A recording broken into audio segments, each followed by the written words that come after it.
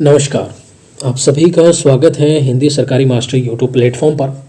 मेरा नाम है आशीष भारद्वाज और आज हम जुड़े हैं एक बेहद इम्पोर्टेंट टॉपिक पर डिस्कशन करने के लिए, जिसका टाइटल है कि एक साल में हम टीजीटी हिंदी के लिए तमाम तरह की गवर्नमेंट वैकेंसीज के लिए किस तरह से प्रिपरेशन करें और क्या हमारी रणनीति रहे। इस पर आज की हमारा डिस्कशन होने वाला है। तो आइए शुरुआत करते हैं। सबसे पहले आपको ये समझना होगा कि ये वीडियो, ये लेक्चर जो है उन बच्चों के लिए तो बिल्कुल नहीं है जो पिछले 2 या 3 साल से प्रिपरेशन कर रहे हैं या जिन्होंने अपना सिलेबस कंप्लीट कर लिया है।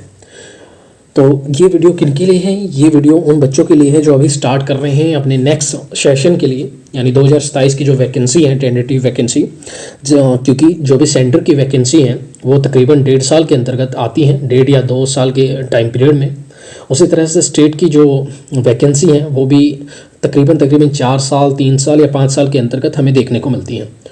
तो जो नेक्स्ट पॉसिबिलिटी बन रही है अगली वैकेंसी की, चाहे वो सेंटर में हो या कई तरह के स्टेट हैं उनमें हो, वो 2027 और 28 का सेशन आपके लिए बेहद इम्पोर्टेंट है, खासकर टीचर्स वर्क के लिए। तो उन्हीं के लिए ये वीडियो हम स्टार्ट कर रहे हैं जी। अगर आप अभी से प्रिपरेशन स्टार्ट कर रहे हैं तो आपको कुछ डायरेक्शन आपको पता होनी चाहिए, कुछ आपको हिंट आपको पता होना चाहिए कि किस प्रकार से आपको अपना सिलेबस को कंप्लीट करना है और क्या क्या आपको रणनीति अपना के चलनी है। तो देखिए, कोई भी अगर जो भी सीरियस कैंडिडेट है जो अभी से अपनी तैयारी स्टार्ट कर रहा है, पहले तो उसे अपना जो प्राइमरी फोकस है वो डिसाइड करना होगा। मैं प्राइमरी फोकस क्यों कह रहा हूँ तो ध्यान से सुनिएगा। प्राइमरी फोकस में आपको ये समझना होगा कि सेंटर की वैकेंसी जो है, चाहे उसमें KVS NVS है या EMRs है या चंडीगढ़ है या इसके अलावा जो भी है RD++ भी है, ये सेंटर के अंतर्गत हम इन्हें कंसिडर करते हैं। और इन जो वैकेंसी का जो टाइम पीरियड है, यानी जिनकी प्रॉपर जो साइकिल है वो तकरीबन 1.5 साल मिनिमम ले लेती है, 1.5 से 2 साल तक। EMRs जो है और चंडीगढ़ जो है TGT के लिए, ये तकरीबन 1 साल में लेते हैं, जबकि KVS NVS जैसी संस्थाएं या DD+B जैसी संस्थाएं जो हैं वो तकरीबन 2 साल तक निकाल सकती हैं। तो आपका जो प्राइमरी फोकस होना चाहिए वो सेंटर की तरफ होना चाहिए कि आप सेंटर को टारगेट करें। इसके साथ साथ जो आपका सेकेंडरी भी फोकस होना चाहिए, वो सेकेंडरी फोकस आपका होम स्टेट के लिए हो सकता है। अगर आप अपने होम स्टेट में वेट कर रहे हैं कि वैकेंसी आए तो उसका आप साइकिल देख सकते हैं, पैटर्न को पहचान सकते हैं, उसके अनुसार आप अपना सेकेंडरी फोकस लेके चलें जी। मेरा सेकेंडरी फोकस, क्योंकि अभी राजस्थान सेकंड ग्रेड है जुलाई 2026 में, तो मेरा सेकेंडरी फोकस अभी प्रायोरिटी पे है, तो मैं उसे कंसिडर कर रहा हूँ और उसी के साथ आपके साथ जुड़ा हूँ। अभी एक बात और आपको समझनी है कि जब आप ये डिसाइड कर लें कि आपको किस डायरेक्शन में जाना है, सेंटर को पहले प्राथमिकता देना है या फिर आपको अपनी होम स्टेट या अदर स्टेट को प्राथमिकता देना है, तो उसके बाद जो दूसरा स्टेप बनता है हमारा, वो हमें ये समझना है कि आखिर एग्जाम्स का नेचर क्या है। देखिए, तमाम तरह के जो एग्ज़ाम अब हो रहे हैं, वो KVS NVS हो, DD+B हो या EMRs हो या चंडीगढ़ हो या इसके अलावा आपके होम स्टेट के एग्ज़ाम्स क्यों ना हो या Rajasthan second grade exam, UP LT grade, ये तमाम तरह के एग्ज़ाम में जो अब मेनली आपकी अंडरस्टैंडिंग नहीं देखी जा रही है। इस बात को समझिए, क्योंकि हमें ये लगता है कि टीचर्स की अंडरस्टैंडिंग मैटर करती है, लेकिन नहीं जी, आपकी अंडरस्टैंडिंग यहाँ मैटर नहीं कर रही। अगर इन एग्ज़ाम्स का अगर हम नेचर की बात करें तो मेनली 5 चीज़ें आपका असेसमेंट करती हैं। ये 5 चीज़ें क्या हैं? सबसे पहले वो आपके चेक करते हैं जी मेमोरी, कि आप कितनी जल्दी अपने सिलेबस को, कितनी जल्दी उसे स्टोर कर पा रहे हैं। ये महत्वपूर्ण उनका एक पर्सपेक्टिव है। वो इसे जांचते हैं कि आप कितनी सिलेबस को कितना डिटेल से आपने पढ़ा है और उसे कितना स्टोर कर पाए हैं। महत्वपूर्ण है स्टोर करना, याद रखिएगा। दूसरा, एग्जाम में मेमोरी रिकॉल, यानी आपने जो याद किया है क्या आप उसे एग्जाम टाइमर, एग्जाम के जो जिस माहौल में आप बैठते हैं वहाँ आप उसे रिकॉल कर पा रहे हैं या नहीं कर पा रहे हैं। क्या ऐसा तो नहीं है कि आपने पढ़ा तो है बहुत सारा लेकिन याद नहीं आ रहा, या आप भूल रहे हैं कि मैंने ये पढ़ा भी है या नहीं पढ़ा, या कन्फ्यूजन क्रिएट हो रहा है। तो यानी वो दूसरी चीज़ जो जांचना चाह रहे हैं आपसे, वो आपकी मेमोरी रिकॉल की जो पावर है वो कंसिडर कर रहे हैं। तीसरा, क्योंकि आपको पता है कि अब मोस्टली जितने भी एग्जाम हैं वो MCQ बेस पे चलते हैं। अगर मैं NVS KVS या LT ग्रेड का जो डिस्क्रिप्टिव पार्ट है उसे छोड़ दूँ और बाकी हमारे MCQ बिहाफ पे क्वेश्चन पेपर आते हैं, तो यानी वहाँ पे MCQ की जो एक्यूरेसी है, यानी आप कितनी जल्दी और कितना सटीक उत्तर यानी जवाब देते हैं, इसकी पहचान और इसकी भी वो असेसमेंट करते हैं आपके लिए। फिर अगला जो आता है कि ऑप्शंस को एलिमिनेट करना है। जी हाँ, कि 4 ऑप्शन है, 4 में से आपके लिए 2 कन्फ्यूजन हो सकते हैं। उन कन्फ्यूजन में भी आपको कोई एक सिलेक्ट करना होगा और वो किस बिहाफ पे होगा उसकी भी असेसमेंट यहाँ की जा रही है। और जो सबसे इंपॉर्टेंट पॉइंट है जो खासकर DTPLUS-B में आपको देखने को मिलेगा, खासकर मैं कह रहा हूँ, वो है टाइम प्रेशर हैंडलिंग, कि आप कम समय में कितने क्वेश्चन अटैम्प्ट कर पाएंगे, ये महत्वपूर्ण है। जो तो कहने का मतलब आज की जो एग्ज़ाम अब जो होंगे खासकर टीचर वर्क के लिए, वो नॉलेज बिहाव नहीं है जी, वो नॉलेज को मैटर नहीं करते ज़्यादा, वो डीप नॉलेज या क्रिएटिविटी थिंकिंग को ज़्यादा मैटर नहीं करते। उसके बजाय हमसे ये सिर्फ 5 चीज़ें वो मांगते हैं जी, और जो बच्चा सिलेक्शन लेता है वो इन 5 चीज़ों के बिहाफ पे लेता है जी। सो क्या टीचर जा रहे हैं? जी नहीं, वहाँ पे एक बेहतर, मैं ये कह सकता हूँ कि स्टेबल सिस्टम के स्टेबल व्यक्ति जा रहे हैं जी, जो सिस्टम के स्टेबल हैं।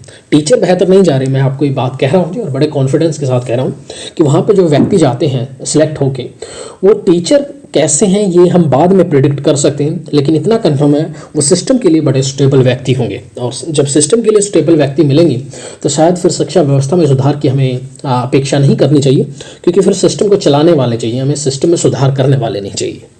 खैर, ये एक व्यंग्य था, व्यंग्य करते रहेंगे हम, हमारा काम है और इसे जीवित रखेंगे। अब हम आते हैं अगले हमारे जो थर्ड पॉइंट है। तो अभी तक मैं आपके सामने 2 पॉइंट रख चुका हूँ। सबसे पहला पॉइंट ये था कि हम ये समझें कि हमारा प्राइमरी फोकस क्या होगा और सेकेंडरी फोकस क्या होगा। फिर हम एक साइकिल बनाएं और इस साइकिल को मिनिमम जो टाइम हम देना होगा वो तकरीबन 1 से 1.5 साल तक हमें रखना होगा। ये सिलेबस के लिए होगा, याद रखना है जी। दूसरा, हमने जो बात की कि जब हमारी डायरेक्शन तय हो जाए कि प्राइमरी फोकस और सेकेंडरी फोकस तय हो जाए, तो हमें ये समझना होगा कि हमसे जांचा क्या जा रहा है, आखिर जो हमारा असेसमेंट होगा वो किस बिहाफ पे होगा, वो आखिर वो हमसे चाहते क्या हैं। तो मैंने कहा कि 5 चीज़ें चाहिए जी। आपकी मेमोरी पावर को अच्छा करना है, जिसके लिए हम रिविजन करेंगे, प्रैक्टिस करेंगे। खासकर फिर उन्होंने कहा कि मेमोरी रिकॉल, यानी कि एग्जाम टाइम में हम कितना रिकॉल कर पा रहे हैं, एग्जाम टाइम से 10 दिन पहले, 15 दिन पहले क्या अच्छे से रिविजन कर पा रहे हैं, नहीं कर पा रहे, वो मैटर करेगा। फिर हमारे MCQ बिहाफ पे कि किस तरह से हम MCQ को देखकर हम ये पता लगा सकते हैं कि कौन सा आंसर होना चाहिए और कौन सा नहीं होना चाहिए, इसमें एक्यूरेसी भी आएगी। और फिर है टाइम को हैंडल करना जी, कि आपके सामने जो टाइम होगा, खासकर DTPLUS-B का मैं यहाँ पे जोर दे के नाम ले रहा हूँ जी, क्योंकि उसके लिए डिफ़िकल्ट रहता है टाइम का इश्यू, तो हमें उस पर भी डील करना होगा। तो ये कुछ पॉइंट है जिस पे हमें काम करना होगा। अच्छा, अब क्योंकि DTPLUS-B का जिक्र आ ही गया, तो मैं अभी के लिए बता देता हूँ कि उसमें तकरीबन हमें 200 क्वेश्चन देखने को मिलते हैं और टाइम भी 2 घंटे का होता है। यानी अप्रॉक्सीमेट अगर मैं एक क्वेश्चन पे अगर मैं टाइम एवरेज निकालूँ तो 36 या 40 सेकेंड अप्रॉक्सीमेट आती हैं। लेकिन आपको ये भी याद रखना कि पेपर 1 में मैथमेटिक्स भी आती है और रीजनिंग भी आती है, तो आपका उस टाइम को बचाना और मेन पेपर में आपको देना ये डिफ़िकल्ट रहने वाला है आपके लिए भी। और दूसरी बात, अगर मैं KVS NVS के लिए देखूं तो KVS NVS के लिए टाइम हमारे लिए ज़्यादा मैटर नहीं करेगा, वहाँ हमारी नॉलेज मैटर करेगी। और टायर 1 से टायर 3 यानी 3 चरणों में वो एग्ज़ाम होने वाला है। तो आपको ये समझ रहे हैं कि किस तरह से फ़िल्टर करना है हमें, हम सबको। और फिल्टर करने के लिए उनके पास टेक्निक है। पहले पेपर में वो जर्नल पूछ रहे हैं जिसमें सेम यही प्रोसेस दोहराया जाएगा। सेकेंड टायर 2, क्योंकि वो हमारे मेन सब्जेक्ट से जुड़ा होगा, जिसमें वो डिस्क्रिप्टिव हमसे चाहते हैं, यानी यहाँ पे जो पेपर राइटिंग स्किल्स हैं हम कह सकते हैं, पेपर को जो मैनेजमेंट स्किल्स हैं वो काम आएंगी, और किस तरह से हम उसे एक्वायर कर पाएंगे वो मैटर करेंगे। थर्ड में क्योंकि इंटरव्यू है और हमें पता है KVS का नाम बदनाम बड़ा है इंटरव्यू के मामले में, फिर भी चलिए देखते हैं कि KVS जैसी संस्था इस बार नया पैटर्न में क्या सुधार करती है और किस तरह से सिलेक्शन दे रही है, तो उसी के अकॉर्डिंग हम रणनीति बनाएंगे। यानी DTPLUS-B में टाइम मैटर कर रहा है, KVS में कुछ और मैटर कर रहा है। इसी तरीके से मैं RPSC सेकंड ग्रेड की प्रिपरेशन कर रहा हूँ, और RPSC सेकंड ग्रेड का जो अगर आप ध्यान से देखें उसमें पेपर 1 और पेपर 2 होते हैं। पेपर 2 की अगर मैं बात करूँ तो तकरीबन 150 क्वेश्चन मिलते हैं 2.5 घंटे के लिए। तो यानी आपके सामने अप्रोक्सीमेट 1 मिनट के लिए 1 क्वेश्चन अप्रोक्सीमेट आपको मिल जाता है। टाइम अच्छा है, लेकिन मैथमेटिक्स के लिए डिफिकल्ट हो सकता है, साइंस स्टूडेंट के लिए बड़ा डिफिकल्ट हो सकता है, क्योंकि लेकिन फिर भी RPSC का जो पेपर 1 है वो डिफ़िकल्ट होता है अदर स्टेट के लिए या उनकी खुद की स्टेट के लिए भी। तो आप समझ रहे हैं कि RPSC में क्या डिफ़िकल्टी लेवल दिया गया है, यानी हर एक एग्जाम में कोई ना कोई डार्क एलिमेंट छोड़ा गया है हमारे लिए, यानी हमें फंसाने के लिए। फिर हम बात करते हैं, तो अभी तक आप समझ चुके होंगे कि किस प्रकार से एग्ज़ाम है और उन एग्ज़ाम्स के क्या क्या डार्क पॉइंट है, क्या क्या चीज़ें हमें एक्वायर करनी होंगी ताकि हम एग्ज़ाम को क्रैक कर सकें। फिर हम अपने थर्ड टॉपिक पे आते हैं, और थर्ड टॉपिक के लिए जैसे मैंने कहा आपके लिए कि थर्ड टॉपिक में हमें ये समझना होगा कि हम सिलेबस को कैसे करें। देखिए, अगर आप वो बच्चे हैं जिन्होंने अभी स्टार्ट नहीं किया है, तो मैं आपसे जो मेरी पहली डिमांड क्या कहीं मैं आपसे रिक्वेस्ट करता हूँ, क्योंकि अगर आपको सिलेक्शन चाहिए तो फिर ये इसे रिक्वेस्ट ही मानिएगा, और वो ये कि जितना जल्दी हो सके कोई कोर्स परचेज कर लें आप। इसलिए क्योंकि आज के टाइम में कंपटीशन इतना ज़्यादा है कि आप बीट नहीं कर पाएंगे बच्चों को। अगर आप खुद से पढ़ने की सोच रहे हैं तो ये ठीक है, पॉसिबल वैसे नहीं है लेकिन पॉसिबल भी है। लेकिन फिर भी मैं आपसे कहना चाहूँगा कि प्लीज़ कोई ना कोई कोर्स ले लें किसी टीचर का, जो भी आपको बेहतर पढ़ाता है, जिसकी आपको अंडरस्टैंडिंग अच्छी होती है, उसका ले लें। और तकरीबन अपने लिए, अगर आप फ्रेशर हैं जिसने अभी तक कुछ नहीं पढ़ा है, ना जनरल पेपर की प्रैक्टिस की है, ना जनरल पेपर को पढ़ा है, और ना अपने मेन सब्जेक्ट पे उस तरह से कमांड है, तो मैं आपके लिए मिनिमम जो टाइम रख रहा हूँ, मिनिमम कह रहा हूँ, वो कम से कम 8 से 10 महीने मिनिमम रखिए आप अपने लिए। और इसमें केवल आपको सिलेबस नहीं करना होता है, याद रखिएगा, हम 3 चरणों में बात करेंगे। आपको सिलेबस भी करना है कंप्लीट, आपको साथ साथ रिवीजन भी करना है, और आपको साथ साथ प्रैक्टिस भी करते रहनी है। यानी तीनों चीज़ों के लिए जो मिनिमम टाइम, अगर थोड़ा बहुत भी आपने पढ़ रखा है तो उसके लिए 8 से 10 महीने इनफ है, मैं ये कह सकता हूँ, अगर थोड़ा बहुत पढ़ रखा है तो। अगर आप बिल्कुल फ्रेशर हैं, जो अभी केवल स्टार्ट कर रहे हैं, जनरल पेपर भी और अपना मेन सब्जेक्ट भी, और जिसकी रूटीन हैबिट मैं ये कह सकता हूँ तकरीबन 6 से 8 घंटे है डेली की एवरेज की, तो आपके लिए 1 साल सफिशिएंट है। अगर आप 1 साल में कर लेते हैं तो मुझे लगता है ये हो जाएगा, क्योंकि अगर आप डेली 6 से 8 घंटे निकाल रहे हैं खुद के लिए, और अगर आप फ्रेशर भी हैं तो आप कर लेंगे आराम से। लेकिन जिन बच्चों की स्टडी हैबिट वैसे नहीं है, जिनका स्टडी टेम्परामेंट रटने के बजाय कुछ क्रिएटिव होने के बजाय रटने के बजाय क्रिएटिव होना है या डीप में चला जाना है, तो उनके लिए मुझे लगता है, इस कैटेगरी में मैं भी आता हूं, तो मैं इसे अच्छे तरीके से जानता हूं, तो मैं आपसे कहता हूं कि आप कम से कम अपना मिनिमम टाइम 1 साल रखें, और मैक्सिमम टाइम तक आप 1.5 साल रख सकते हैं। यानी 1 से 1.5 साल के सिलेबस टाइम पीरियड में आप सिलेबस को कंप्लीट करेंगे, रिविजन करेंगे और प्रैक्टिस पर कमांड कर लेंगे, ये डेफिनेट हो जाएगा। सो इस अकॉर्डिंग आप अपना टाइम ड्यूरेशन लेके चले, कि अगर आपने थोड़ा बहुत भी पहले पढ़ रखा है, जनरल पेपर को हो या मैं कह सकता हूँ मेन पेपर को, थोड़ा बहुत भी, और अच्छी हैबिट है आपकी स्टडी की 6 से 8 घंटे, तो आप कम से कम 8 या 10 महीने में कंप्लीट कर सकते हैं अपने सिलेबस को, रिविजन और प्रैक्टिस को। कैसे करेंगे हम उस पर भी चर्चा करेंगे, लेकिन आज का विषय हमारा केवल अपनी रणनीति और दिशा को डायरेक्शन देना है। दूसरी बात, अगर आप वो विद्यार्थी हैं जिन्होंने अभी स्टार्ट नहीं किया है और अभी वो पढ़ने शुरू करने वाले हैं, और जिनकी स्टडी हैबिट 6 से 8 घंटे पर डे है, तो मैं आपसे कहना चाहूँगा कि आप 1 साल में आराम से कर लेंगे। आपको 1 साल का टारगेट लेके चलना चाहिए। लेकिन कुछ बच्चे हैं जिनके लिए रटने के लिए उतनी, मैं कह सकता हूँ उतना सफिशिएंट नहीं होता है उनके लिए चीज़ों को रटने में उतना इंटरेस्ट नहीं आता है उनके लिए। इस कैटेगरी में मैं आता हूँ, तो मैं उन बच्चों से ये कहना चाहूँगा कि आप अपने आप को मिनिमम टाइम 1 साल दीजिए, और मैक्सिमम टाइम 1.5 साल तक आप लेके चलें, जिसमें आपको सिलेबस कंप्लीट करना है, रिविजन करना है और प्रैक्टिस करनी है। तो ये बात स्पेशली उन बच्चों के लिए है जो इन 3 कैटेगरियों में से किसी एक में फिट बैठ रहे हैं जी। तो इस तरह से आपको सिलेबस को चलाना है जी। फिर अब क्योंकि मैंने कहा कि कोर्स लीजिए, अब कोर्स के लिए देखिए, मैं 2 टीचर्स का नाम आपको सजेस्ट कर रहा हूँ। इन टीचर्स को मैंने देखा है, समझा है इनके लेक्चर्स को, जिनमें से एक टीचर से मैं अभी प्रॉपर पढ़ रहा हूँ, और उनका नाम है डॉक्टर महिया सर। और डॉक्टर महिया सर जो कि राजस्थान से हैं, प्रॉपर RPSC 2nd ग्रेड की तैयारी कराते हैं, हम यानी मेन सब्जेक्ट अच्छा पढ़ाते हैं। अगर आप इनका लेक्चर देखना चाहें तो देख सकते हैं यूट्यूब पे जाके। फिर एक मैम और हैं जिनका नाम है सुमन लता मैम, इनको भी मैंने पढ़ा है, स्टडी किया है। लेकिन जब मैंने कोर्स लिया तो उस समय इनके कुछ ऐप में इश्यू था और मैंने ऑनलाइन कोर्स परचेज किया। तो मैं आपसे ये कहना चाहूँगा कि अगर आपको अब कोई इश्यू नहीं है तो आप इन दोनों पर विजिट कर सकते हैं, इन दोनों के लेक्चर देख सकते हैं। इसके अलावा अगर आपका कोई फेवरेट टीचर है या आपको कोई फेवरेट लेक्चर मिला है जिसको देखकर आपको लगता है कि यार वाकई बेहतरीन पढ़ाते हैं, बेहतरीन कॉन्सेप्ट क्लियर करते हैं, तो आप हमारे कमेंट सेक्शन में उनका नाम जरूर मेंशन करें, ये आपसे हम्बल रिक्वेस्ट है। अब हम आते हैं हमारे 4th टॉपिक पे, क्योंकि जिस पे हमने बात की कि MCQ यहाँ पे क्या जांचा जा रहा है, तो वही ये 4th पॉइंट है कि यहाँ पे अप्लाइड जो आपकी नॉलेज है उसके बजाय, यानी जो प्रैक्टिकल और अप्लाइड जो नॉलेज है उसके बजाय आपकी स्पीड मैटर करेगी, आपकी मेमोरी रिकॉल है वो मैटर करेगी। ये यानी 4th और 5th पॉइंट इसी से जुड़े हैं, याद रखेंगे। आप पढ़ लीजिएगा इसे, 4th और 5th पॉइंट को थोड़ा सा हाईलाइट में देख लीजिएगा। जो सिक्स्थ पॉइंट है वो आपको याद रखना है, जो कि एक समझ से ऊपर है कि आखिर हमारा सिलेक्शन किस तरह से होता है।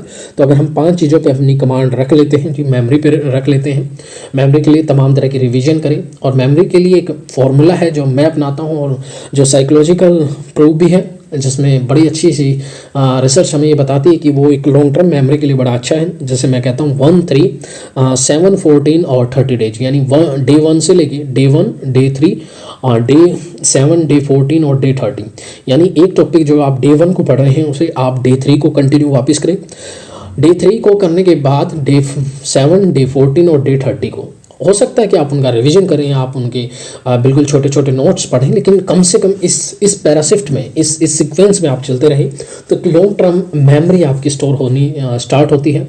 इसके साथ साथ आप चैट जीपीटी की हेल्प ले सकते हैं।